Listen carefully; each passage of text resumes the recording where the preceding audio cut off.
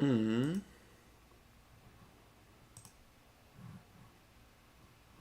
should be should be working. Don't know why it wouldn't be.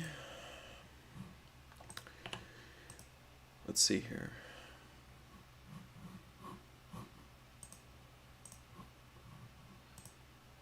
Oh no, it is. Okay, it totally is. Cool. Cool. Cool. Cool. Cool. Awesome. Okay, so let's see.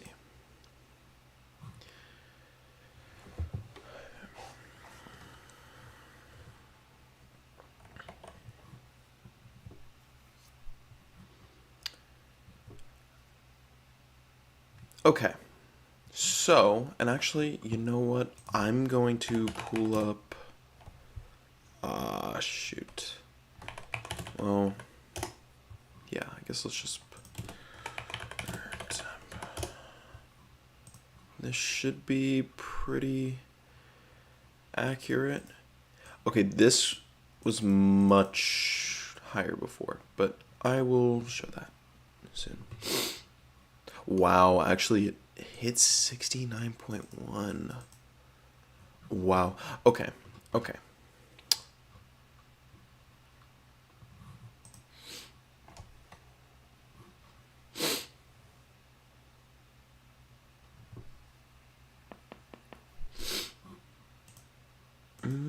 What's the other thing I was gonna? Yep, yep, yep. Okay, okay, okay, okay, okay. Now I'm actually starting. um, how's it going, guys? So, what you're looking at right here is the wind patterns for the United States. So, as you can see, these are winds coming down from the northwest, etc., etc. Now, here's something really, really interesting I want to show you guys. Or actually, I want to tell you guys something. The El Nino that is going to be, well, it was expected to be, there was expected to be an El Nino, and I heard about it. I think most people heard about it. In the beginning of the year, they said, okay, there's going to be an El Nino 2026 to 2027. And basically, it's going to start in the summer. Well, it's going to transition. It's going to transition from neutral to an El Nino, because right now I think we're in a neutral state. So, essentially, we are now experiencing, well, my prediction, along with a lot of other models, there's a lot of models suggesting that there is going to be a super El Nino. So a super El Nino is really interesting because essentially it is an even stronger version of a typical El Nino, which El Ninos, if you don't know, they essentially raise the ocean temperature by several degrees, creating a lot of different effects. For the thing that we're mainly going to be looking at is the West Coast, but it actually creates effects for the whole world. But mainly what we're going to be looking at is the West Coast. There are also a bunch of effects for the East Coast, as well as Australia and various other parts. But what we're mainly going to be looking at is the West Coast today. And specifically, more specifically, I would say for the most part, we're going to be looking at California and the effects there. Because the effects in California is going to be pretty insane. So let's kind of analyze though what's going on right now and what has been happening actually in the past couple of weeks. So essentially, let's actually look at the sea temperatures, and I'm gonna show you guys kind of the first thing that's a little bit off about these sea temperatures. Now, they were a lot crazier earlier today and yesterday, but it is still pretty insane. It's actually been pretty crazy since March, but what we're noticing here is essentially severely above sea temperatures. And this isn't even because of the Super El Nino, but it could 100% pair with the Super El Nino to create a crazy, crazy effect. So, essentially, there is really above average sea temperature. So, typically around March to April, the sea temperature in the San Diego and Southern California area typically ranges between 57 to 60 degrees. So you may notice that these water temperatures are severely above average. 66 degrees right now is what's being reported in around the Scripps Pier sort of area, around Del Mar and Sanitas, stuff like that, Solana Beach. We're seeing around 64 degrees, 64 degrees to 65 degrees in just San Diego as well as La Jolla. But this isn't even as crazy as it was. The reason why it's not as crazy now is because some upwelling has occurred. However, it's actually not going to do as much as people think.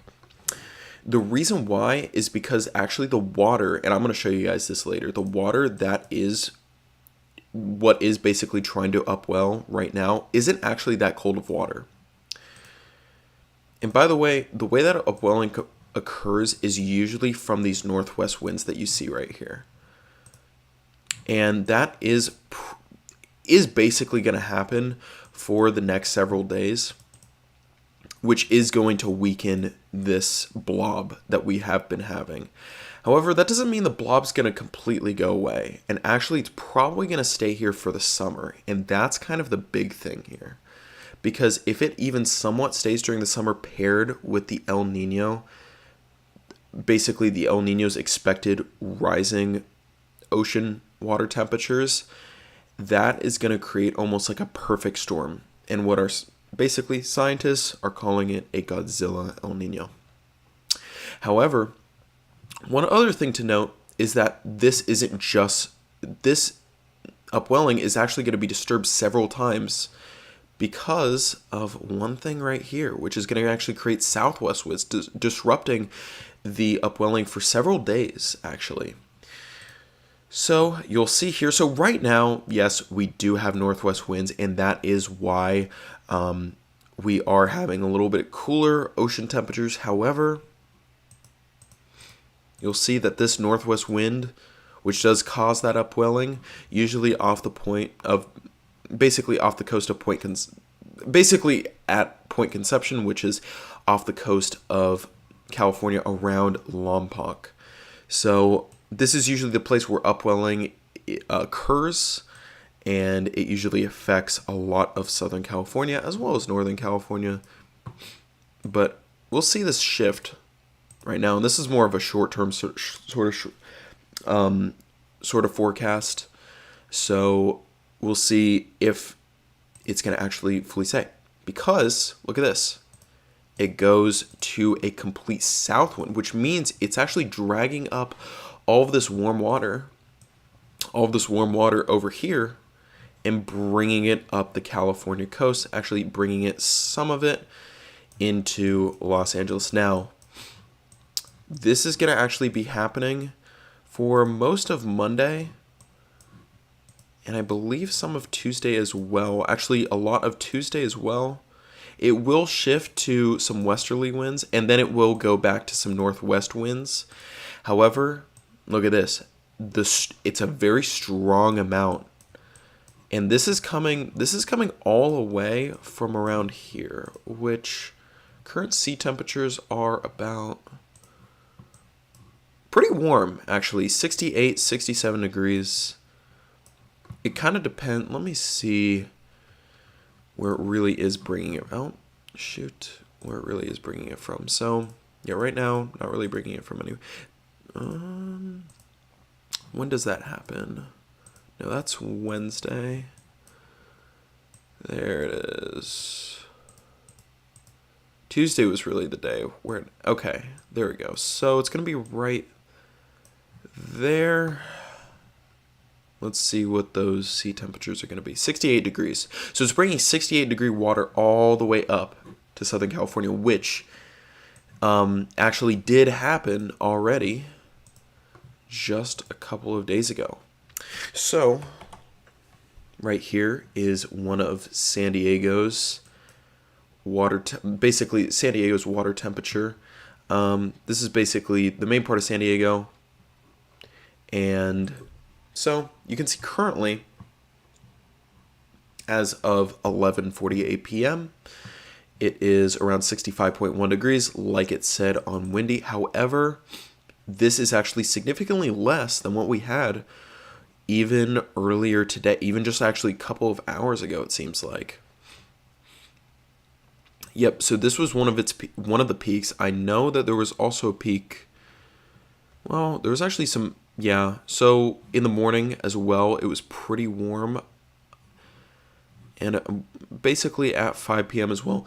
But just a few hours ago, it was actually at 69.3 degrees. 69.3 degrees water temperature, which is extremely warm. It's extremely warm. That is insanely warm, honestly. 65.1 is still above average. It's about 5 degrees above average. 69.3, though, is about 9 degrees above the average. And actually, I can show you guys what that... I can prove to you guys that average. Let's see here. Yeah, here we go. So April's average water temperature is supposed to be around 60.4 degrees. Now, the max ever, and by the way, this was a high recorded temperature actually just a few days ago. And actually may have just been beaten today by that 69.3, but 66.6 before this month, or before basically this year, was the max possible temperature. So the fact that it already went way above that, 3 degrees above that, is a crazy sign. 65.1 isn't the absolute highest it's ever been, but it is pretty close. So even the 65.1 degree temperature is pretty insane. Let's look at a few other places because some pretty warm water temperatures were recorded in La Jolla. Let me see where the water temperature station is. There's a couple different waters. Yeah. Okay, here we go. Now this is going to be another pretty big one.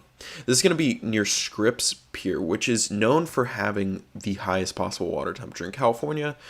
It was recorded in 2018. It's around 79 degrees Fahrenheit. That was in peak summer, however. Scripps still does not record Scripps Pier. Here we go. Wow. Yeah. So this is insane right here. So the average is about 61.3 degrees Fahrenheit. The max is 69.6. However, I do believe this was broken not today, but one of a few days ago. Now, it was not broken today. It did break a few days ago, though. But it got very close today as well. 68.4 degrees Fahrenheit, which is absolutely insane. As you can see, the max ever, at least recorded on here, was 69.6 degrees Fahrenheit. And the average, this is actually still way above the average. This is the crazy thing. It's in the middle of the night, which usually it cools down by the, middle of the night or whatever. It's going up. 67.6 degrees Fahrenheit for the water temperature. Absolutely insane. It's still not actually, and all the winds are moving west. It's not moving northwest or anything like that. It's not really going northwest. So yeah, pretty insane. Here's another concerning thing right here. Let's see. Is this it? San Clemente. Yep. Okay, here we go. So it makes sense near the coast to have warmer water temperatures, but how about completely off the coast? This is a perfect example of something that would be, this is what it's basically upwelling from, essentially. When I was talking about upwelling, it takes water from basically very deep water and brings it up to the surface.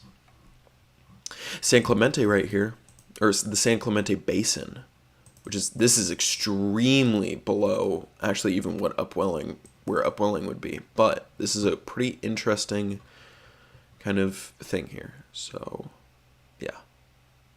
Oh, unless sea temp depth 1.1. Okay, maybe this isn't. Okay, but either way, this is completely off the coast, hundreds of miles off the coast. So I'm not 100% sure actually if this is totally below. This is totally below water, like that many meters below water. I can find one that is, but as you can see here, 65.8 degrees Fahrenheit. It was actually at one point, it was around 67.3 degrees Fahrenheit, which is crazy because remember, this is like, I can kind of show you guys, this is the one that we were looking at, I believe, was right here. So that's pretty insane. Here's another telltale sign, and this is the last one I'm going to show you to you before I go into the main point. This is a pretty big sign right here. And so the water temperature was actually a lot warmer before, but here's the thing. That water depth, 550 meters, but that water temperature, look at that. It's still pretty warm. So it's getting this water. I mean, it's the water that's pulling from 550 meters below. If there is any upwelling that's occurring, it's honestly not that cold. It's about 59.5 degrees Fahrenheit. Even today it got to 62.1, which, by the way, doesn't sound that warm or whatever, but this is much, much farther north, and the average temperatures here are extremely cool. I believe around 55. Let's see. What's like a Lompoc? No.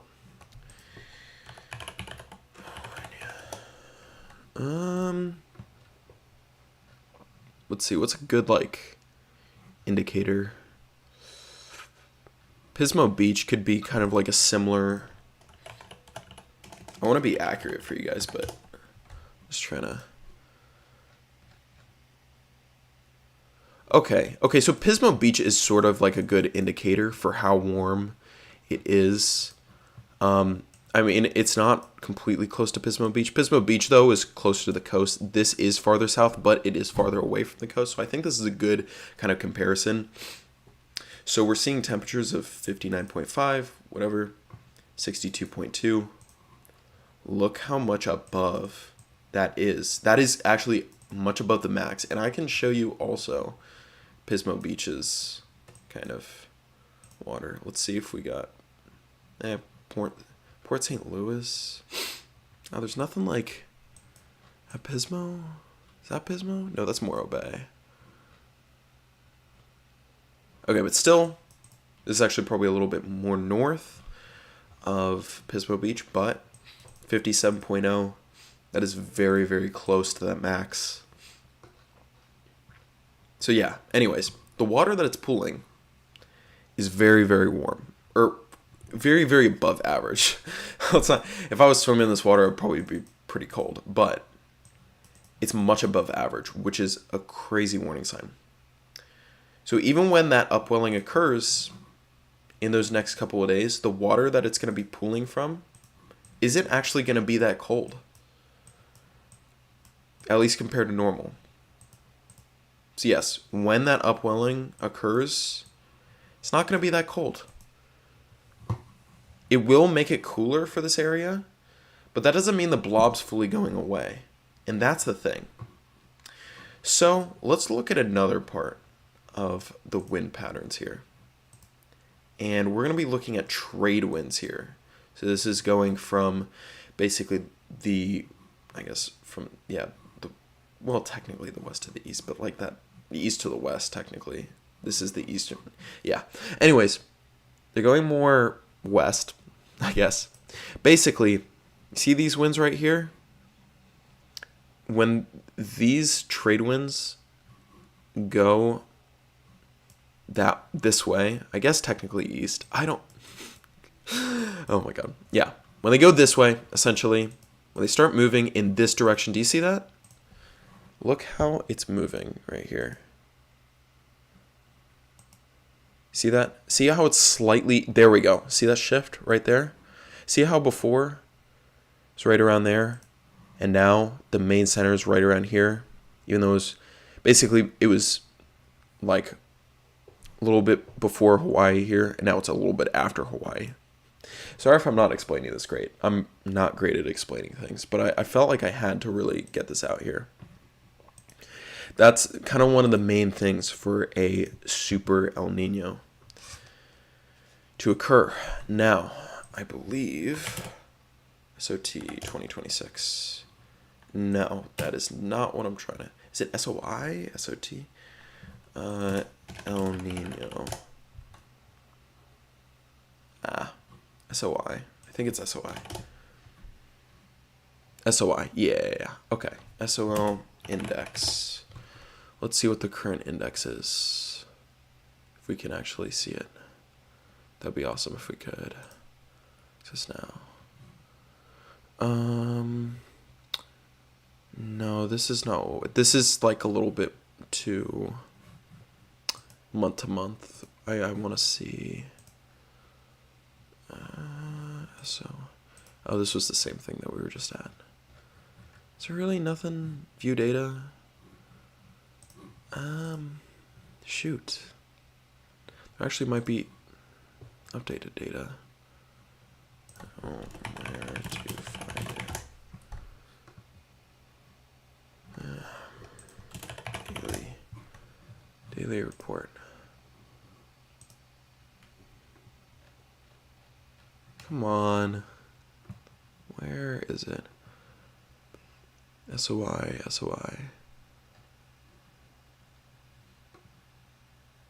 Oh, it was so easy for me to find it before.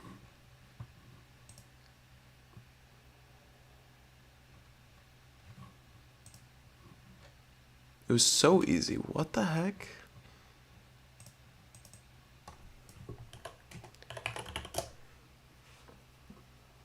I believe it was like negative 7.6. And I'll explain what all that means once I find it.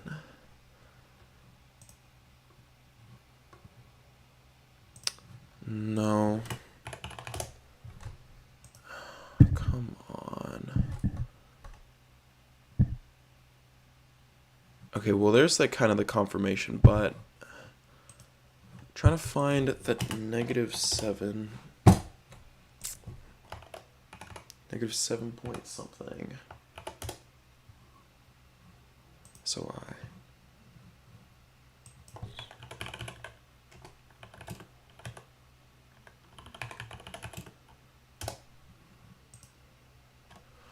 Oh, this is so annoying. I want to just find it, but I can't find it.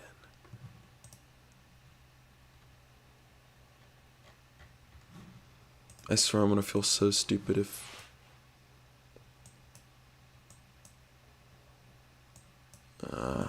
come on.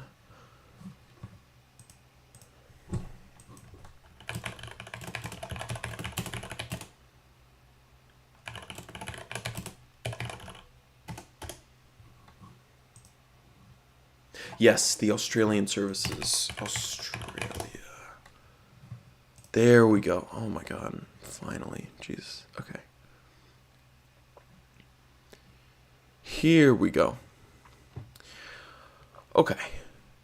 So here is the big thing right here. Here's the big thing. So Southern Oscillation Index kind of gives sort of an idea of what the El Nino is, if there is going to be an El Nino or not. And here's the thing.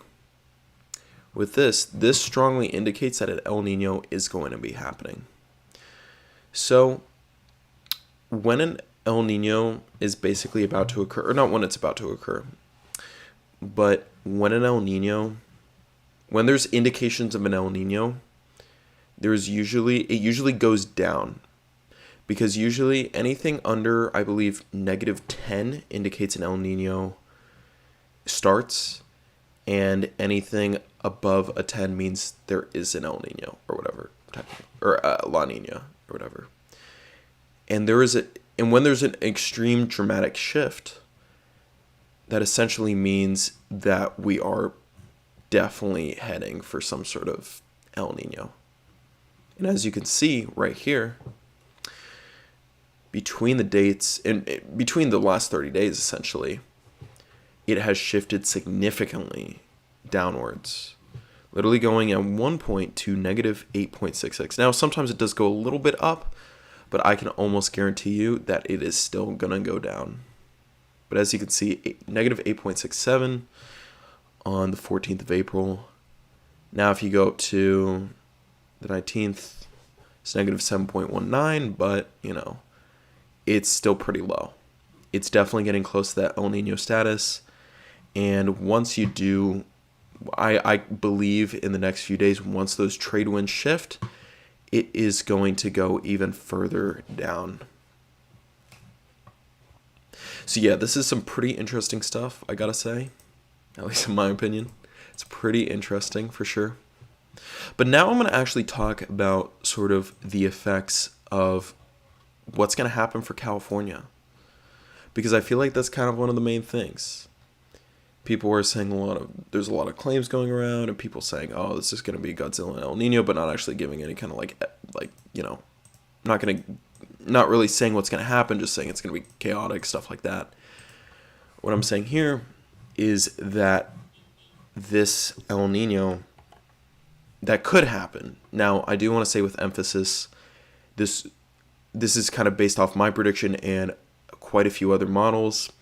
For Super El Nino to happen, I would say some of the models from about a month ago, or from about like 2 weeks ago or so, are saying about 25% chance, a 1 in 4 chance. However, I believe based off the most recent models, I believe it's now up to a 50% chance. But either way, there's definitely going to be some sort of El Nino. But let's go off the basis, based off that 50-50 chance that a Super El Nino happens. If a Super El Nino happens, it is going to be one of the strongest Super El Ninos there's been. There was one in 2015 and 2016, which was pretty crazy. But the one that was the craziest was 1997 to 1998. And what actually happened is the water temperatures were so insane, even in California, that it moved all that warm water up from California to Oregon to record a 68-degree water temperature in Brookings, which is right here in Oregon. Also, in Newport, Oregon, there was a 67.5-degree water temperature recorded.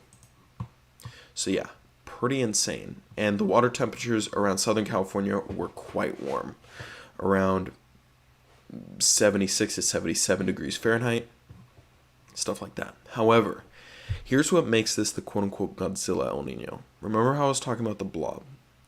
And that combination with the Super El Nino, that could be a disaster combination. Because that basically takes warm ocean water already coming up, like, because of the El Nino, paired with the blob that's already in place right now. So, here's what's going to be the effects, based off of my prediction as well as quite a few other models.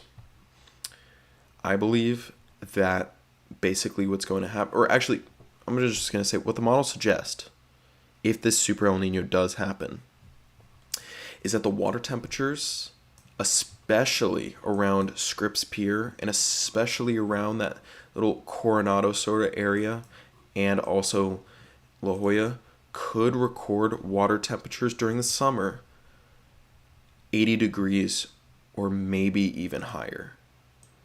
It could 100% shatter records. However, that's not even the craziest thing, in my opinion. It's not even just like these kind of localized records. Widespread, there is going to be water temperatures recording around 74 to 76 degrees Fahrenheit. So remember when we were looking at those water temperatures off the coast of like that San Clemente Island? These water temperatures in this basin are going to be around 74 to 76, which means that there's going to be so much warm water, and I do legit mean warm. Like, this is going to legit feel like almost tropical water. a bunch of warm water is going to rise and essentially create a absolute crazy amount of storm systems, severe thunderstorms, and almost feel like a monsoon season in Southern California in July of 2026, or like basically the summer of 2026, which is absolutely insane. Not only that, there is also going to be extremely muggy mornings, high humidity. There is going to be, let's see what else. Well, like I said, warm ocean temperatures. And, oh shoot, there's a few other things. It's also going to create, well, yeah, flash floods is definitely a big one. And yeah, those localized records are definitely, it's definitely going to be like record breaking if this does happen. Also, there's not going to, oh, right. During the nighttime, there's not going to be really much of a cool off period. Because of that high humidity, a lot of that warm air will stay until the next day, further creating warmer water, further creating or having that warmer water stay till the next day. So, yeah, this is going to be pretty crazy. It's going to be pretty insane. Is there anything else? I don't know. I'm trying to think. But yeah, it's pretty crazy. The fact that this is actually like happening. Oh, right. I keep forgetting things. Because, let's say, that ocean temperature, or whatever, this is an ocean temperature. But let's just say that ocean temperature does reach that 74 to 76 degrees Fahrenheit in just the widespread ocean. That does mean that tropical storms could totally come up to Southern California and possibly hit Southern California. Most likely not hurricanes or anything like that, because it's not warm enough to sustain hurricanes. You usually need 80-degree temperatures, and I don't mean just like localized stuff. I mean widespread, and definitely widespread 80-degree water temperatures aren't seeming to be like, it's going to be very unlikely for that to happen. But for 74 to 76 degrees Fahrenheit widespread water temperatures, that's pretty likely. And tropical storms could totally sustain their power in the California, this sort of area right here. It's pretty crazy. So yeah, I don't really know what else to say. I know it's kind of going on a sort of spiel, but yeah, that was pretty crazy. This is more of an archive for me. This whole thing is usually used as like an archive because, I don't know, why not? Let's see, can I actually end the stream from here? No, I don't know. But this is more, but yeah. That's kind of it. Kind of just wanted to talk about that mostly. I know it was very like not disoriented, but I know it was kind of a little bit confusing possibly, but that was kind of the best way I could explain it. And also this is, yeah, definitely sort of an archive for me to look to see if the predictions that I made were correct or not. So obviously, and by the way, don't take me as my main source or anything like that. Make sure to do your research. Don't fully listen to what my prediction is, because while models do suggest there is definitely a possibility of a super El Nino happening, and it is becoming more and more likely as the days go by, there are also plenty of other models that say just a regular El Nino is going to happen. And even if regular El Nino happens, by the way, that warm blob paired with that that's almost agreed upon likely to stay. So the combination of even a regular El Nino plus that is going to be crazy. Not as crazy as what I'm saying, but still going to be pretty crazy. But yeah. Yeah. So yeah, make sure, don't fully listen to me, but definitely this is something to keep an eye on. So that's 100% what I would say. Anyways, that's kind of it. For any of you who did watch or are watching right now after the stream, I really